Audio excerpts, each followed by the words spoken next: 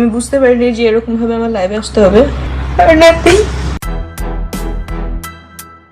এভাবে কি সন্তানের পিতৃ পরিচয় পেতে হাউমাউ করে কাঁদছে পূজা চেরি? যেভাবে কেঁদেছিলেন অপু বিশ্বাস ও বুবলি, হঠাৎ ক্যামেরার সামনে সন্তান নিয়ে হাজির হলেন ঢাকাই সিনেমার গ্ল্যামারাস নায়িকা পূজা চেরি।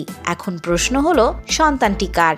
আমাকে মনে হচ্ছে যে কুয়ার ভেতরে কেউ ফেলে দিয়েছে। সবুরে মেওয়া ফলে, তো একটু সবুর করাই ভালো। কেন জানি মনে হচ্ছে যে আমার আশেপাশে অনেকেই আছে, বাট আমি যখন পিছনে তাকাই তখন মনে হচ্ছে কেউ নেই। পূজার কোলে বাচ্চা দেখে অনেকেরই প্রশ্ন, এটা কি শাকিব খানের বাচ্চা?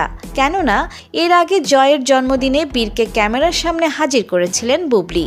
তখন হাউমাউ করে কেঁদে বলেছিলেন বীর শাকিব খানের সন্তান। অন্যান্য মায়ের মতো আমি তোমার জন্য অনেক কষ্ট করেছি বা করছি।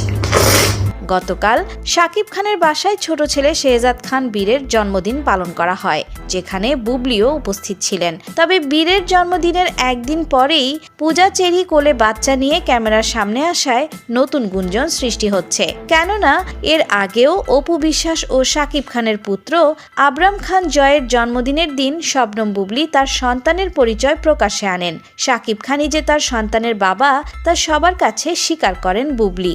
এরপরই শুরু হয় শাকিব বুবলির সম্পর্কের ফাটল। তবে সবকিছুর মধ্যে শাকিব খানের নতুন প্রেমিকা হিসেবে পূজা চেরির নাম উঠে আসে।